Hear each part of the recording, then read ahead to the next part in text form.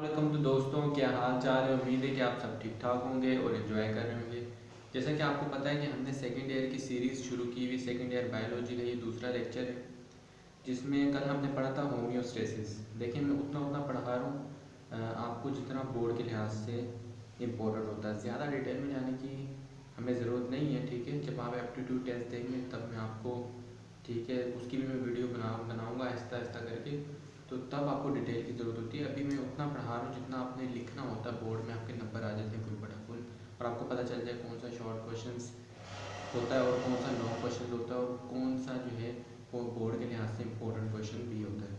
तो उतना उतना सिर्फ मैं आपको पढ़ा रहा हूँ। कल मैंने होम्योस्टेसिस के बारे में पढ़ाया था आपको कि आपको ये पूछा जाता है कि व्हाट इज़ होम्योस्टेसिस, ठीक है। उसकी एग्जाम्पल आपने लिखनी होती है, वो मैंने करवाई थी। आज जो है वो मैं आपको बता रहा हूँ कंट्रोल सिस्टम का, ठीक है। कंट्रोल सिस्टम जो है उसके बारे में आज जो है वो हम पढ़ेंगे। कंट्रोल सिस्टम जो है, पहली बात तो ये कि शार्ट क्वेश्चन है, ठीक है। कंट्रोल सिस्टम आपसे देखना है क्या है। ये शार्ट क्वेश्चन आता है बोर्ड में कि कंट्रोल सिस्टम के कितने पार्ट होते हैं, ठीक है। How many parts of control system. तो कंट्रोल सिस्टम वो ऐसा सिस्टम होता है जो एक सेल की सारी एक्टिविटी को कंट्रोल करने वाली चीज़ होती है ना, उसे कहते हैं कंट्रोल सिस्टम। यानी कि एक ऑर्गेनिज्म में ये देखें कि आपको एक ऑर्गेनिज्म के अंदर सब चीज़ें जो है वो कंट्रोल जो चीज़ कर रही होती है तो वो कंट्रोल सिस्टम में बेसिकली आता है। तो कंट्रोल सिस्टम के कितने पार्ट्स होते हैं ये पूछा जाता है। तो आपको ये बताना पड़ेगा कि एक शॉर्ट क्वेश्चन आता है जी, हाउ मैनी components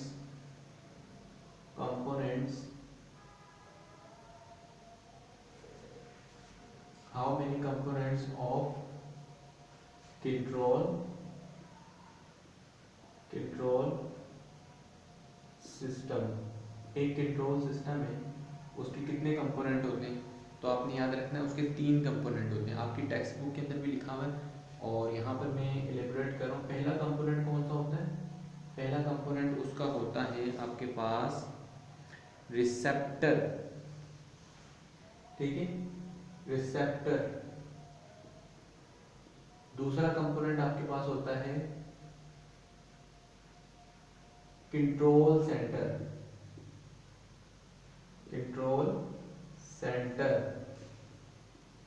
और तीसरा आपके पास कंपोनेंट होता है इफेक्टर।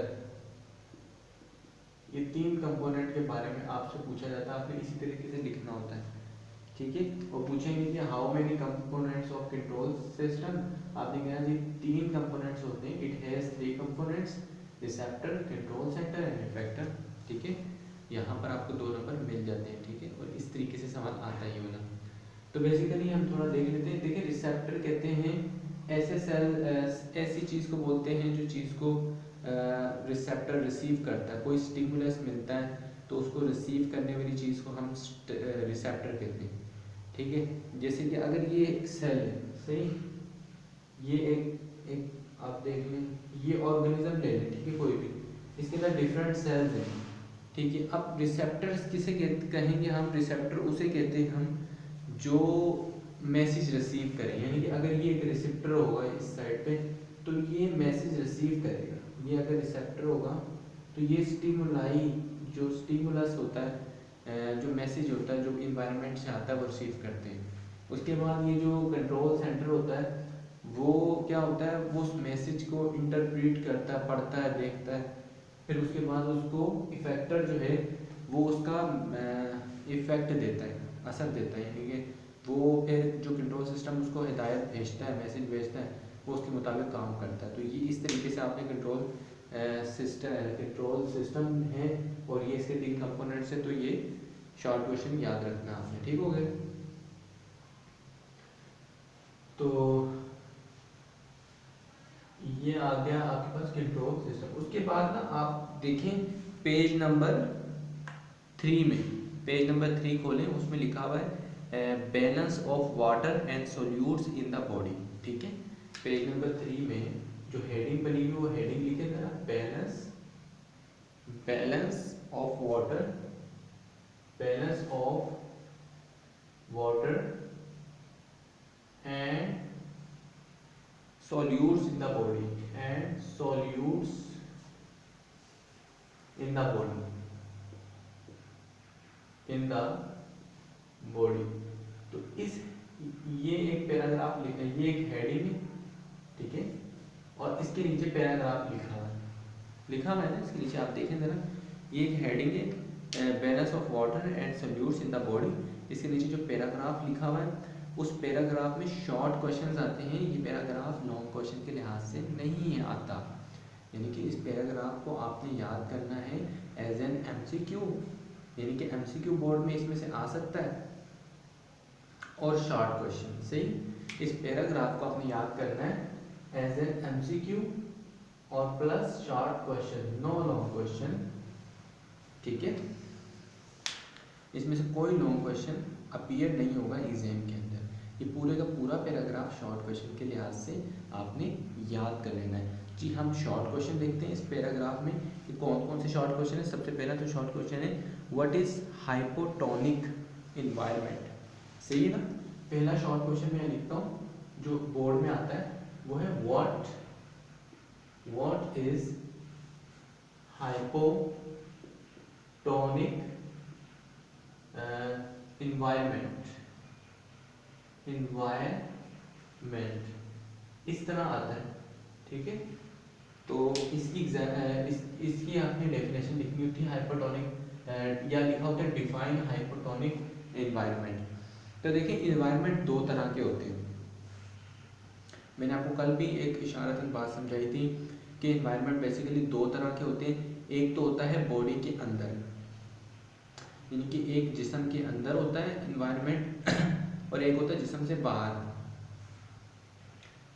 तो ये दो तरह के, एक इंटरनल एनवायरनमेंट होता है और एक एक्सटर्नल एनवायरनमेंट होता है। एक जिस्म के अंदर एनवायरनमेंट होता है और एक जिस्म के बाहर वाला एनवायरनमेंट होता है।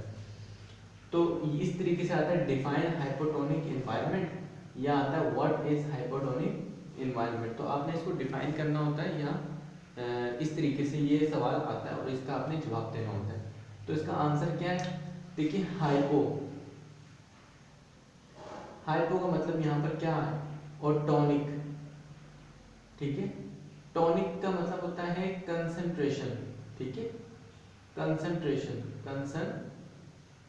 अब आपके लिए एक और सवाल है कि भाई कंसंट्रेशन किसे कहते हैं। अगर टॉनिक का मतलब होता है कंसंट्रेशन और हाइपो का मतलब क्या होता है, लो।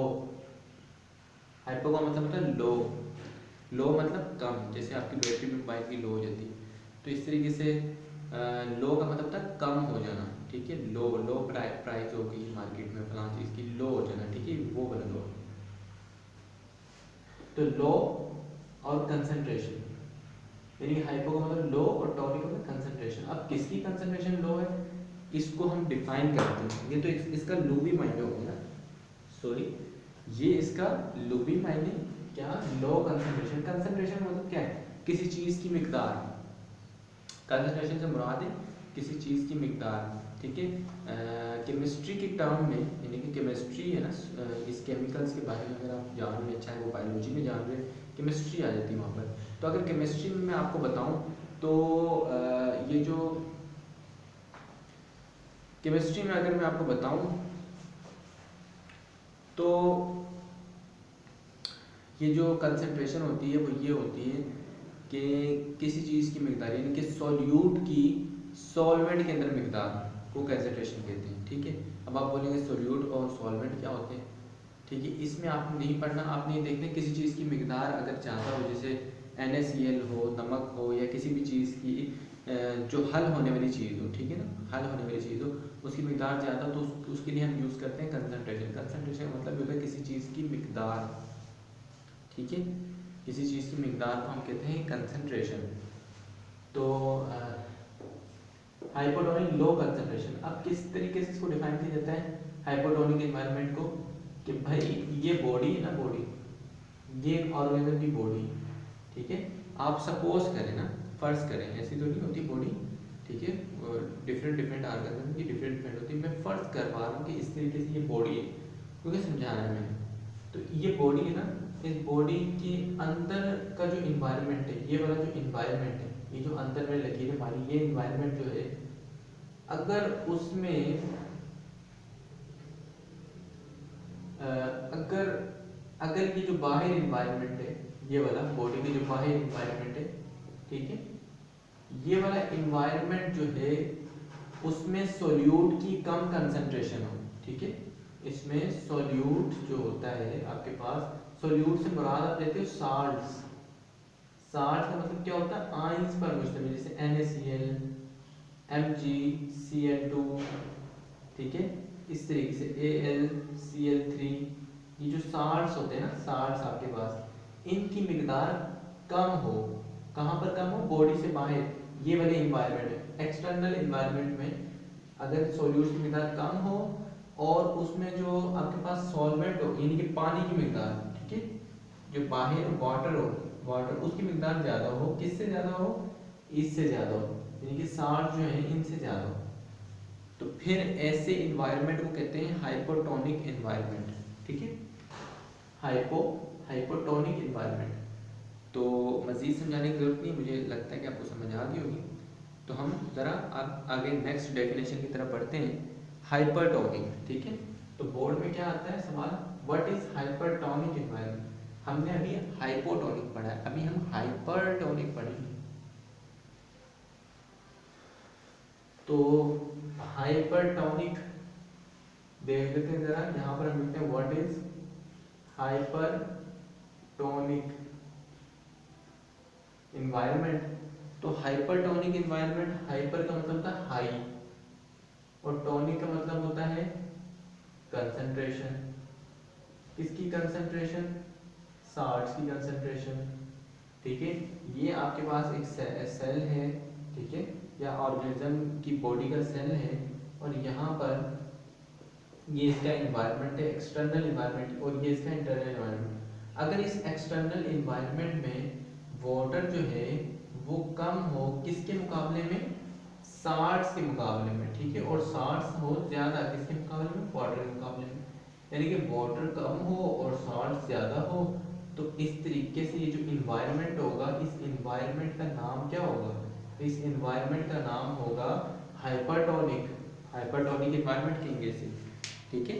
फिर मैं दोहरा देता हूँ, ये एक सेल है, इसके बाहर का ये जो इन्वायरमेंट है, एक्सटर्नल इन्वायरमेंट है, एक्स्ट्रा सेलुलर स्पेस है जो, अगर ये चीज़ वाटर इसमें ज़्यादा हो और साल्ट जो है, नहीं सॉरी, वाटर कम हो और साल्ट ज़्यादा हो, तो हाइपरटोनिक होता है। इसका उल्टा तो हाइपरटोनिक हमने पढ़ा था, ये तो इसका उल्टा हो गया, ठीक है ना, इस तरीके से भी याद रख सकते हैं। तो एक और भी है आइसोटोनिक, ठीक है, एक शॉर्ट क्वेश्चन और भी आता है, आइसोटोनिक क्या है।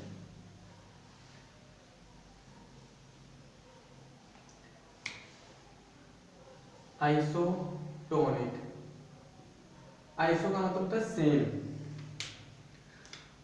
यानी कि अगर ये सेल है ना, ये इसका इंटरनल इन्वायरमेंट है और ये इसका एक्सटर्नल इन्वायरमेंट है। अब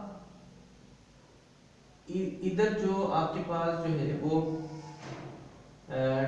मतलब कंसंट्रेशन है, कंसंट्रेशन किसकी, साल्ट्स की कंसंट्रेशन, ठीक है, वो ज्यादा है, वो सेम है, वो इतनी है जितनी इसके अंदर है, ठीक है, यानी कि इसके अंदर, यानी कि बॉडी के अंदर का एनवायरनमेंट है, उसके अंदर जितनी सॉल्ट की कंसंट्रेशन है उतनी ही सॉल्ट की कंसंट्रेशन यहाँ पर है, तो इसको कहेंगे आइसोटोनिक, ठीक है, सेम कंसंट्रेशन होना, ठीक है। तो यहाँ से ये वीडियो हम इख्तिताम पजीर करते हैं। आगे जो है वो हमारा टॉपिक आ रहा है ऑस्मो रेगुलेशन इन प्लांट्स, ठीक है, वो हम आगे देखते हैं कि क्या इसके बारे में हमने करना है।